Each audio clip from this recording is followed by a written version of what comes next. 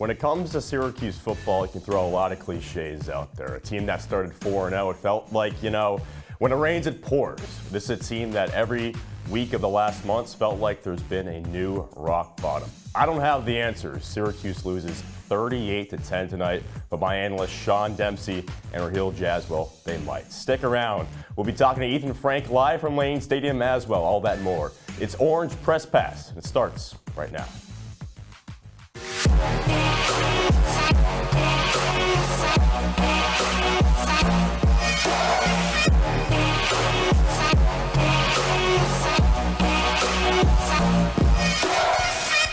Hello again, and welcome to Orange Press Pass. That's Rahill Jaiswal, Sean Dempsey. I'm Austin Barach. Syracuse loses big time, guys. 38-10 in Blacksburg. It was really never close. Sean, what is your first thought right now? Yeah, Austin, my first initial reaction is that this offensive line is horrendous. It's no longer Garrett Schrader being the problem. It's no longer the receivers being the problem. It's the offensive line. Garrett Schrader was sacked a total of 8 times in this game, and there were 7 penalties on the offensive line. There's just no excuses for this offensive line anymore going forward.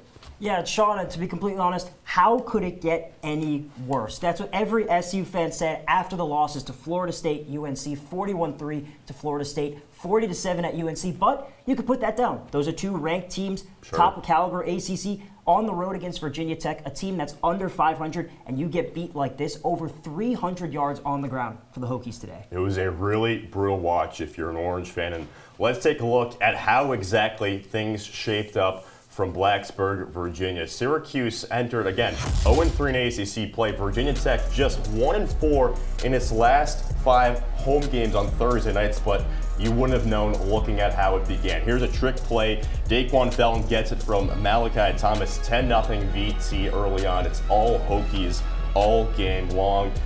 For Syracuse, the offense just never really got going. I mean, Jack Stonehouse was honestly one of the best players in this game for Syracuse, but Sean right here, just bad punt coverage. Austin, look at it here. Tucker Holloway with a 57-yard punt return, but right here, Jack Stonehouse is going to get hit. He eventually gets carried off the field, but then eventually comes right back. That's right. Later on in the first half, Kyron Drones hits his man. Felton along the sideline. Isaiah Johnson got burnt. He had dropped a pick 6 earlier in the game, and then just for good measure, at the end of the first half, it's the running back, Baishul Tootin, booty scooting Tootin into the end zone. 30-3 for Virginia Tech after the first half. Second half action, Syracuse can't get anything going. It's a safety, Rahill. Yeah, just Garrett Schrader running for his life all game, and Virginia Tech scored every way. Field goal, touchdown, and safety. Well, here Syracuse does score. Dan Villari leaps up, gets the touchdown. This was the end of a really positive drive for the Orange, but too little, too late. It was all Hokies. VT controlled the ground. They controlled the trenches. It's Malachi Thomas right here. After a penalty previously, put VT all the way back. Virginia Tech wins big, 38-10. Brent Pry is happy. Number 6 is happy. VT now 3-1 in the ACC. Syracuse still winless in the ACC. Sean, what sticks out from this box score right here? What sticks out for me is Garrett Schrader not having his best day at all. 12 for 18, 137 yards and a touchdown. He didn't necessarily have a bad day, but at the same time, he certainly did not help the Orange win. Yeah, and how about Kyron Drones? 15 of 24, 194 yards, efficient through the air and on the ground with his legs tonight. He was really, really impressive. Another guy who was impressive is our reporter, Ethan Frank, live from Lane Stadium. Ethan, hello and welcome. And my question to you, I'm sure you have a lot of thoughts on this. Syracuse, really pathetic in this one, coming off of big-time losses at Florida State and North Carolina, but a 38-10 loss to a previously under 500 Hokies team. Was this the most pathetic loss out of this recent stretch for the Orange? Austin, first of all, thank you for having me on your show. And yeah, this was really pathetic for the Orange. Coming off a bye week, I'd say this has to be more disappointing than what we saw against Florida State, what we saw against North Carolina, what we saw against Clemson. This was embarrassing for Dino Babers and his team, and he talked about it after the game. Garrett Schrader talked about it after the game, how starting slow is a perennial problem for this team now. We saw it against Western Michigan, and then to Purdue, and then to Army, and now it has continued on through these 4 losses in a row. But tonight was the culmination of a lot of that, and coming out unprepared after a bye week is unacceptable and just cannot happen. Hey, Ethan, my question for you is what happened with the passing attack tonight? It certainly was not on full effect and has kind of struggled over these last few games. Yeah, Sean, Garrett Schrader talked about it a lot after the game where he said he just needs to do a better job on early downs, not taking losses. And if it's locking on to one target, whether that be Damian Alford or Dan Villari, he can't just leave that first option and then try to make a hero play. He needs to go through his progressions better. He was pressed after the game whether not having Jason Beck on the sideline this year as compared to last year has made an impact. But it seems that the impact of not having Aronde Gadsden as a safety net over the middle of the field in the intermediate passing game has really had a bigger effect on Garrett Schrader than maybe many people thought coming into these last few weeks, and that not having a target in the medium, intermediate passing game has been really important for a Syracuse passing game that has not started games well and really not finished games well either. Hey, Ethan, Dino Babers came into the game talking about wanting to control the line of scrimmage. Well, it was all Virginia Tech on both sides of the ball. What did the Hokies do tonight to make the Orange uncomfortable on the line of scrimmage? Yeah, that didn't happen at all, Rahill. Syracuse was beaten on both sides of the trenches, whether it was on the offensive line or the defensive line. Garrett Schrader was sacked 8 times tonight.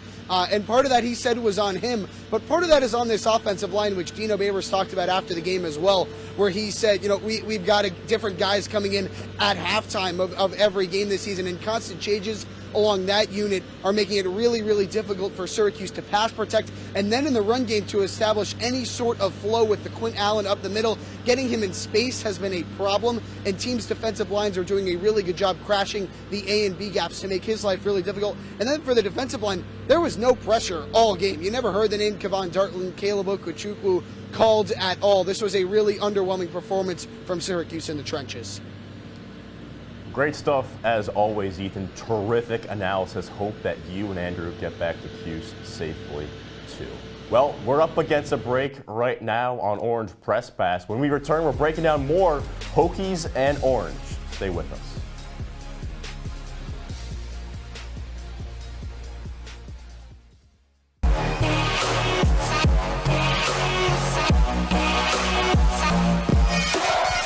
Welcome to an excellent episode of Live from Studio B.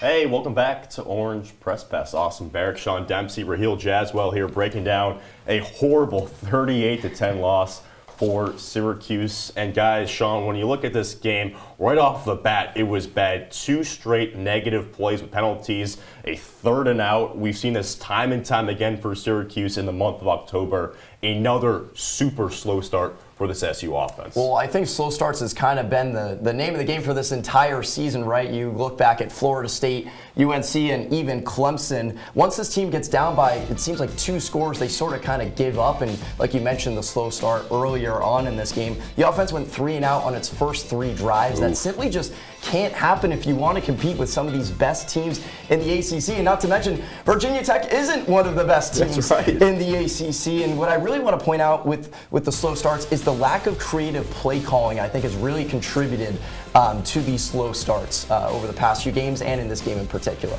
Yeah, guys, it's almost like it's a broken record at this point. We look at even games where they've won against Army, but when you're playing teams like Virginia Tech, you just can't start that slow.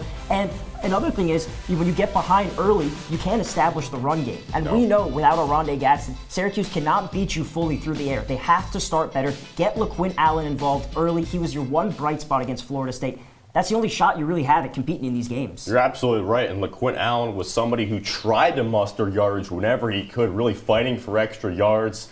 But it didn't really help that his offensive line struggled again. Rahill, another underwhelming performance out of this O-line. Yeah, absolutely. You thought Dino Babers coming into the game said it was all on the line of scrimmage, whether it be the offensive line and the defensive line. And the offensive line just did not show up tonight. We talked about they turned in one of their better performances of the year against Florida State. You thought that would carry over, but you talked about 0 rushing yards. This was a Virginia Tech team that had given up almost over 170 yards on the ground this season, and you get 0. It's absolutely unacceptable from this O-line. You took the words out of my mouth, Rahill. I mean, you know how much I despise this offensive line. Earlier I said that, but they had 7 penalties. And just the first drive of the game, there was a holding call. And the second drive of the game, there was a false start. So it seems like these repetitive penalties just keep repeating themselves. And like you mentioned, Rahill, 0 rushing yards is unacceptable. I mentioned the mistakes earlier on, but in order to play football, you have to run the ball and to open up the passing game as well. If you can't run the ball,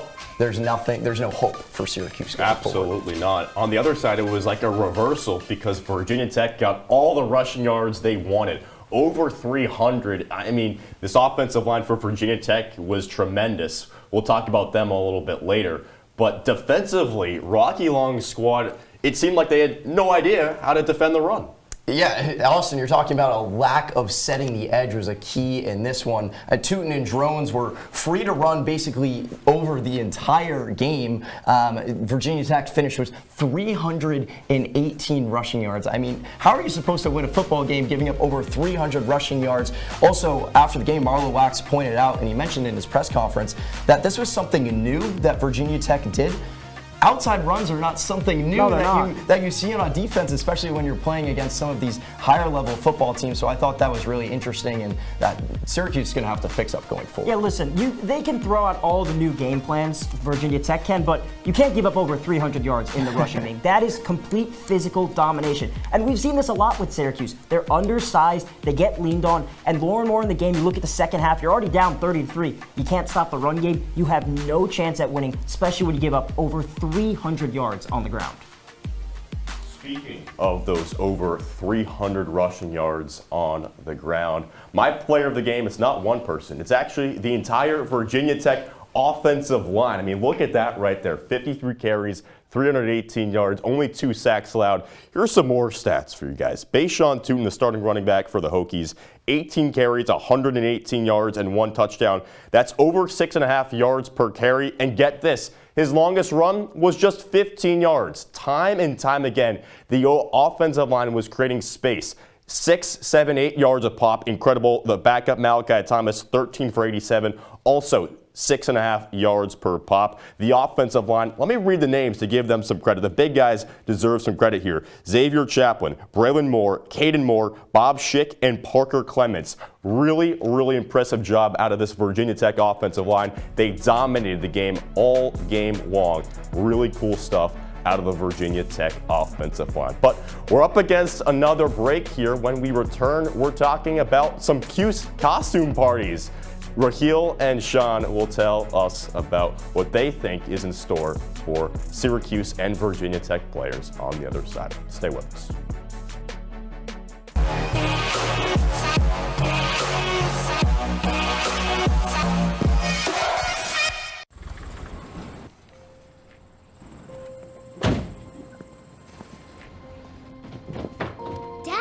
They took over my bedroom. Come on, come on.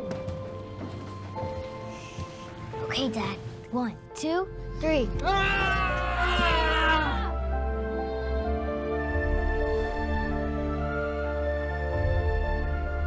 Dad!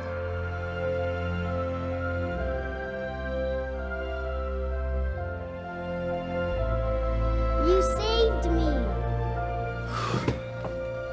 Dad? Are you okay? I'm fine, dear.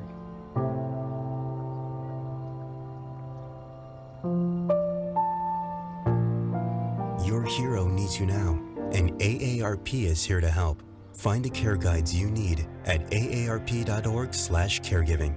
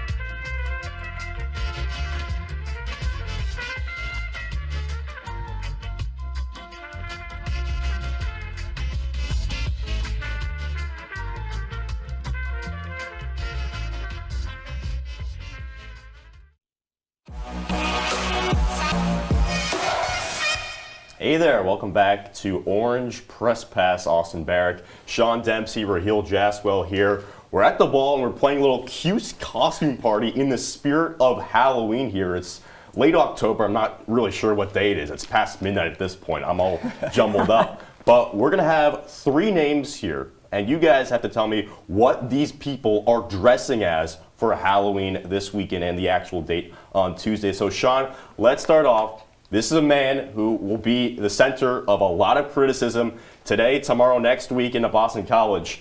Dino Babers. What is Dino dressing up for Halloween? Well, Austin, I think me and Rahill both agree that Dino Babers is going to be dressing as a clown, and there's multiple reasons for that one.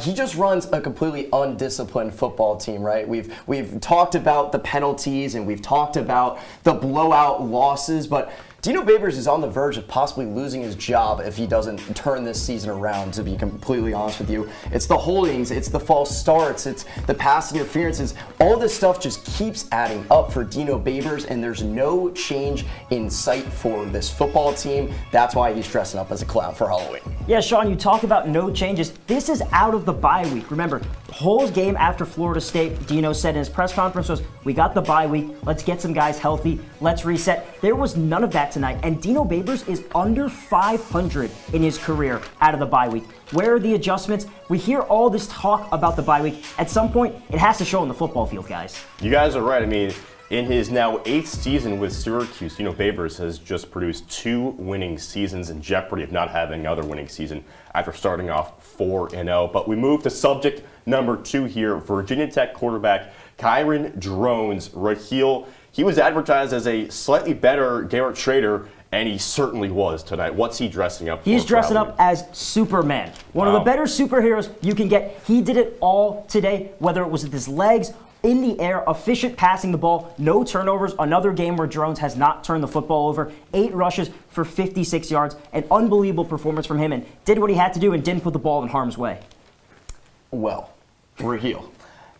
Kyron Batman Drones is what he's going to be dressing up as. He's going to be dressing up as Batman for this Halloween. And the reason for that is because he can do it through the air and on the ground. I know Superman can also do that, but he's going to be dressing up as Batman. And like you said earlier, Austin, he's like Garrett Schrader, but just a little bit better. He's more dynamic. He's more of a playmaker, and he just has a great deep ball, and it kind of showed today, which is something that Garrett Schrader kind of lacks in that department. So he's dressing up as Batman. Well, guys, I jumped the gun. I really did. Garrett Schrader, going from Dino to Schrader was what was the most logical reason. So drones, I don't know, maybe I dressed up as a stupid person for Halloween. But let's go back to Syracuse real quick. And Garrett Schrader, he, again, did not have a great performance today. Sean, what is Schrader dressing up for Halloween? Schrader's dressing up as a ghost, and you want to know why about that? It's because he's seeing ghosts on the football field like Sam Darnold. He's thrown for just 3 touchdowns in the past 4 games, and he finished with negative 42 rushing yards in this game. Yes, negative 42 rushing yards, guys. And he just has poor decision making, right? He's never had a deep ball this entire season over the course of his career. And let me just throw out this stat for you. He rushed for 170 plus yards in 2021 against Virginia Tech. I mentioned before, negative 42 rushing yards in this game. Schrader just has never been a big leader on this team, but also when it comes to the deep ball and with this play calling as well. Yeah, Sean, a ghost, that's a great one. But how about a penny? Now, Penny, yeah, you guys are probably saying, what? Because I'll tell you what, he was definitely not throwing dimes tonight. 12 of 18, 130 plus yards, only 1 touchdown. You talked about the 3 touchdowns in 3 games. And you look at the numbers, you think, those are pedestrian, but they're not that bad. Most of them came in garbage time in the second half when you're down 30-3. What did you do in the first half when the game was close? You take an intentional grounding penalties to start the game, and from then on out, it's really just Schrader could not get this offense going. Yes, the O-line obviously did not help him out, but at the end of the day, QB1 has to be better. I also want to mention that Garrett Schrader has poor throwing ability when rolling out of the pocket, which also is why he's seeing ghosts down the field. You guys are right. I mean, when he rolled out right against Florida State, nothing happened well. He had fewer than 100 passing yards in that one in Tallahassee. Not much better tonight as well. But when we return, we're talking more than just Syracuse, more than just Virginia Tech, more than just Florida State. We're talking about the entire ACC and all of college football. Stay with us. Orange Press Pass rolls on.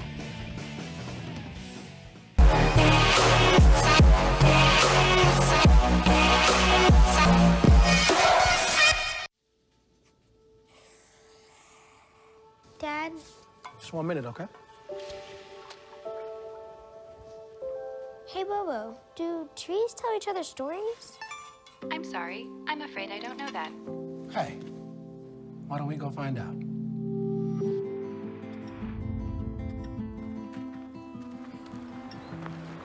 Listen. Do clouds take naps? I couldn't tell you.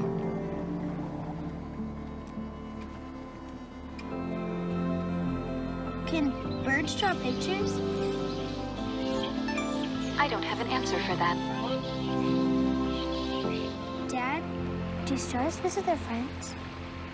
Look!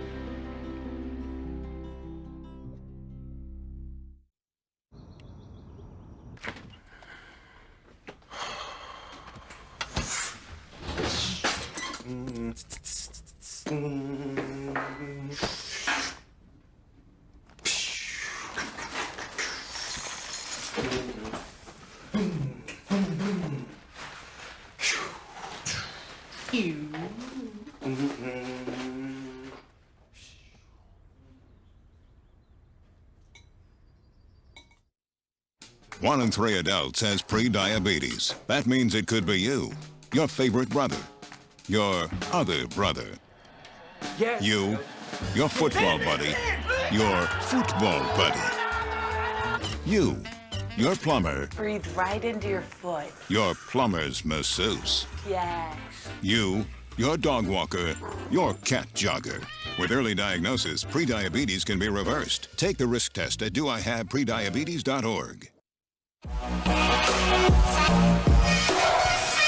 Welcome back to Orange Press Pass. We're wrapping up shop here. Rahill, Jaiswal, Sean Dempsey, Austin Barach here. We know that Syracuse lost by 28 points tonight to drop to 0-4 in the ACC and 4-4 overall. Virginia Tech now 4-4 overall and 3-1 in the ACC. But let's look at some other scores and some previews around the nation here. When you look at this, Georgia Southern obviously beat Georgia State tonight in a game that was going alongside with the Cuse-Va Tech game, but a lot of ACC matchups and a lot of national matchups this Saturday to look forward to. Sean, What stands out to you when you look at this slate? I think the game that stands out to me the most is Duke versus Louisville, right? Two teams that are ranked in the ACC who have potential of possibly doing some noise in the bowl games coming up, and Duke also was ranked way higher earlier on in the season, so it'll be interesting to see if they can kind of get their season back on track. And Louisville jumping up the rankings, so it'll be a good game to see.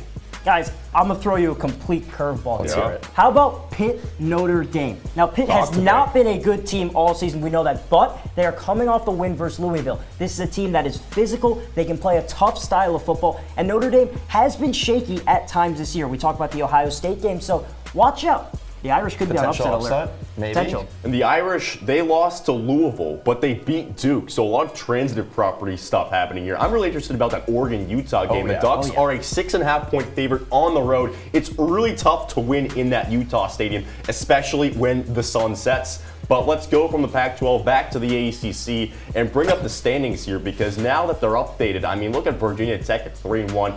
Everybody's trying to catch Florida State.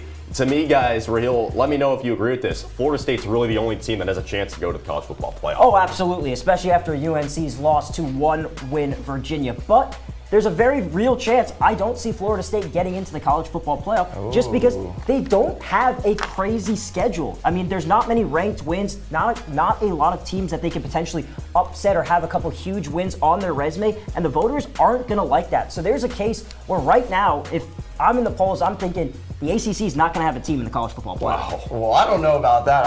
I think if Florida State wins out, the committee is going to have to put them in. UNC would be the only other argument, Austin, but like we mentioned, they did end up losing to Virginia. Yeah. So, it has to be Florida State if a team does end up getting into the playoff. It still feels so weird to look at Clemson there at 2-3 in the conference. A real fall from grace for Dabo Swinney's program.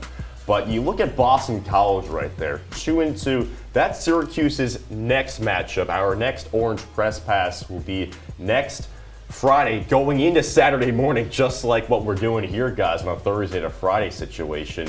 This is a big-time game, an alumni or a parents' weekend game. A lot of important people will be in the Dome. The first home game in over a month for Syracuse, Sean, against a team that they perennially beat. Austin, this is the definition of a must-win game for Syracuse if they want to make a bowl game. The rest of their season is really difficult, and a game at home, like you mentioned, has been over a month. They've been through the ringer with some of these tough teams in the ACC. This is a must-win game and a very also winnable game for Syracuse if they want to make a bowl game.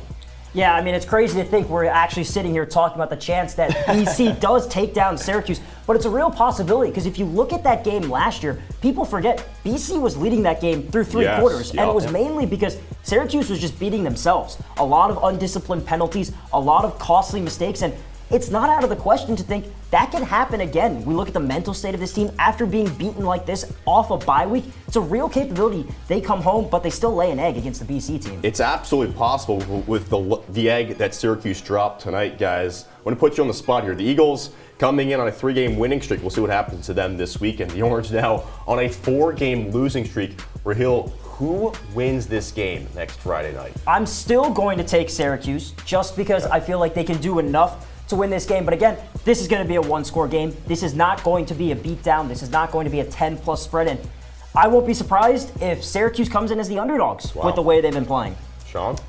I'm not taking Syracuse. I'm taking Boston College 28-24. Syracuse, the way they've been playing, if they continue playing that way, there's no shot that they beat Boston College. All right, guys, as we get into the final moments of tonight's show, what are your closing thoughts from tonight's beatdown in Blacksburg? Sean, let me start with you. Austin, my final thought is that the season is over for Syracuse. I know it sounds a little outlandish, right? But the way Syracuse has been playing over these past few games, and I get it, right, is against some of the toughest teams in the country and in the conference. But if they keep playing like this, there is no shot they make a bowl game, and the season is over. If they lose to Boston College, Syracuse is not making a bowl game. Yeah, the seat is definitely hot for Dino Babers. After this loss, we'll see about his job security at the end of the season and maybe after Boston College. The Ohana was definitely not looking too strong tonight. Brent Pry, he got the respect of Dino Babers this week, but overall, he came out on top. Dino Babers, a 4th straight loss. With Rahill, Jaiswal, and Sean Dempsey, I'm Austin Barach. This has been a lot of fun. Thank you guys so much for tuning in.